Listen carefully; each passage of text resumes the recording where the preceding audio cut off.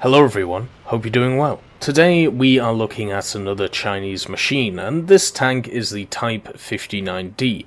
Now we've already talked about the Type 59 and what it was, what the Chinese wanted. It was their MBT. It was the post-World War II, post-Korea MBT that they were going to go forward with. The Soviets gave them the blueprints and design of the T-54A. They chucked the parts of them, they assembled them, and this created the Type 59 in 1959. And after the first batch, then all the future ones were built from local Chinese materials and sources. So with this said, remember how MBTs work, or at least for most countries. If you have a look at America, or Britain, or Australia even, or Germany, what happens is you have your standard MBT that you create, the core design that you want to go forward with, and then on top of that, you build yourself a bunch of variations of that design, generally improving it. And that's exactly what has happened with the Type 59.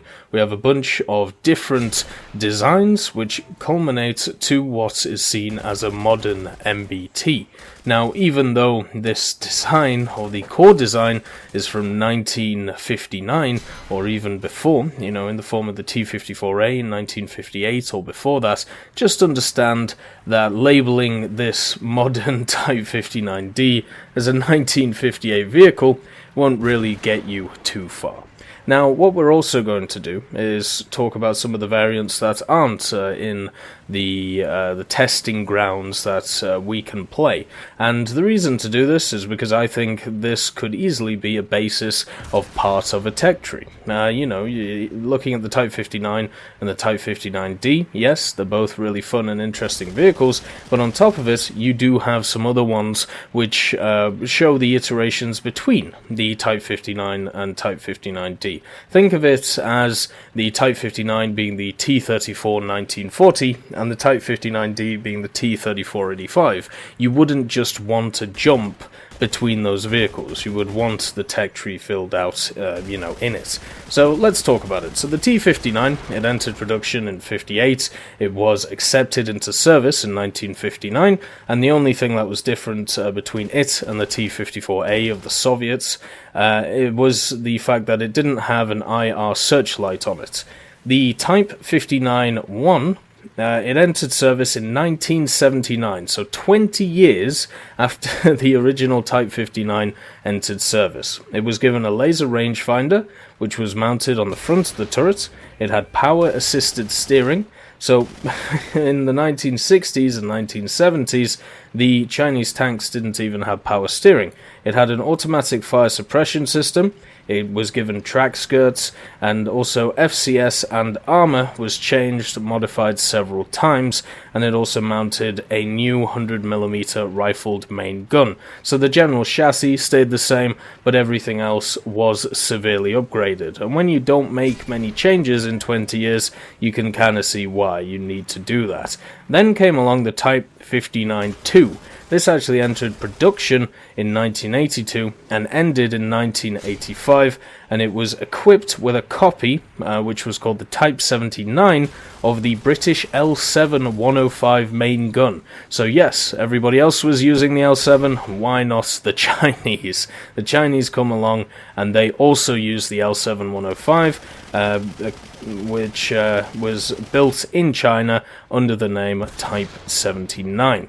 The other improvements included a new radio and fire suppression system, and it was also equipped with a new 580 horsepower diesel engine. So by the time we go from the Type 59 to the Type 59-2, we pretty much upgraded the whole vehicle. The only thing that is pretty much the same is the suspension. Everything else, and I suppose the tracks, but everything else has been massively upgraded. Then you have the T-59-2A. This just had an addition of a thermal sleeve, just making it a little bit more modernized. And then on top of that, you then have the Type 59D. So the Type 59D is the most modern of the Type 59's tank models in service with the Chinese PLA, or once again the People's Liberation Army. The Type 59D is an upgrade package for the PLA, and on top of this, it basically adds a bunch of armor onto it and other stuff. So if we have a look and compare the Type 59D to the Type 59, the way I see it is if you took the M60 and you looked at an M60 Rise, in game. I think that's a good comparison to make. You can see how different those two machines are. So what is the firepower on this machine? Well, it was fitted with two different rifled 105mm main guns. You had the long barrel type 83A and the older type 79 105mm. Both of these fired APFSDS, heat, and also heat frag rounds, which sounds interesting. So I'm not sure exactly which barrel is on in game, but already we have two variants that could be added. The Type 59D also used the same Type 37A light spot fire control system as used on the former Chinese Type 80 main battle tank, and the system consists of dual-way stabilization, ballistic computer, an integrated laser rangefinder and commander sight, and a gunner sight with image intensifier night vision. And the driver himself also has an image intensifier vision block for night vision. Now, where comes the large upgrades? Well, the large upgrades for the Type 59D come in the form of its protection. So it was fitted with additional protection, the indigenous FY series of Explosive Reactive Armor, or ERA. If you don't know what this is, the M60 Rise, if you have a look at the blocks on it, or the T64B, the V upgrade with the Contact 1 armor, I believe it is, if you have a look at that, that is ERA.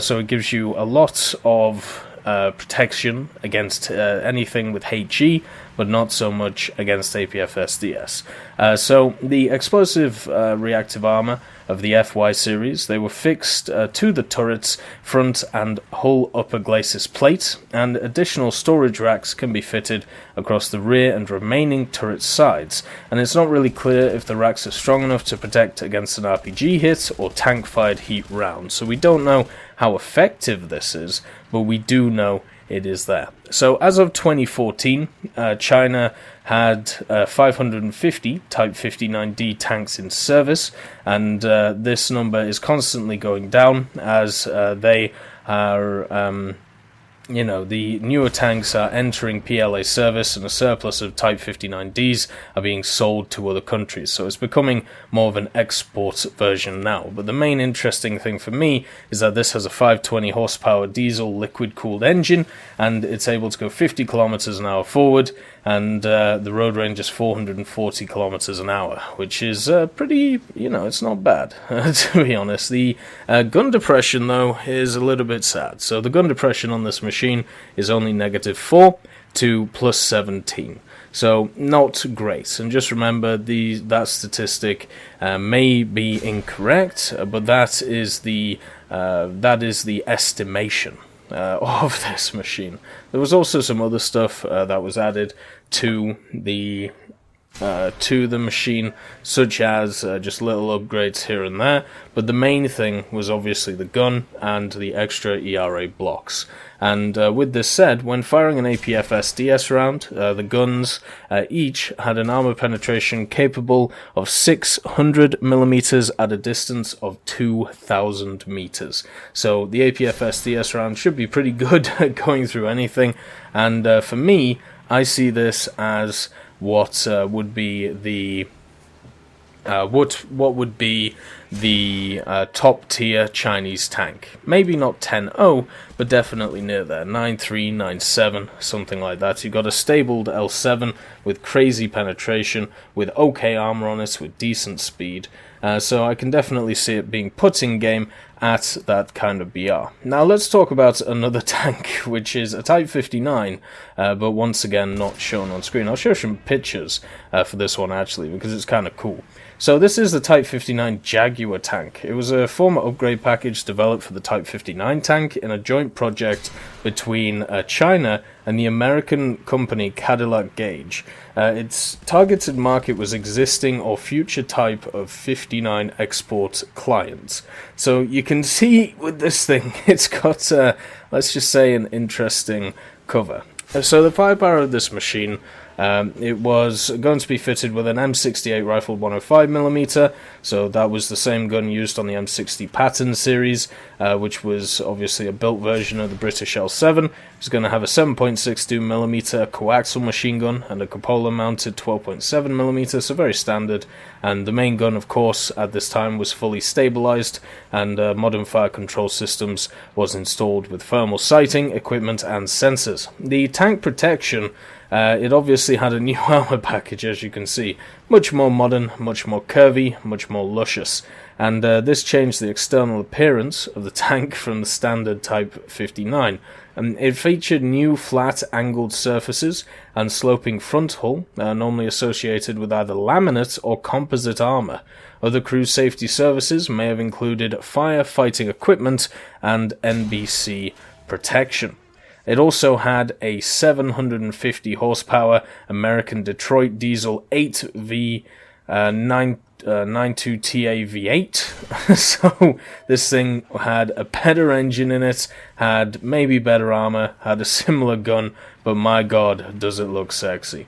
I think it would have been really fun to see this in game at some point as some weird, premium for either the Chinese or the Americans. But overall, yeah, the Type 59D, it's a must-have in the Chinese tech tree. Now that we have stuff like the M1 Abrams, the Challenger, the Type 90, Leopard 2A4, there is literally no reason not to add in the Type 59D tank. I hope you all have a wonderful day, and I'll see you next time.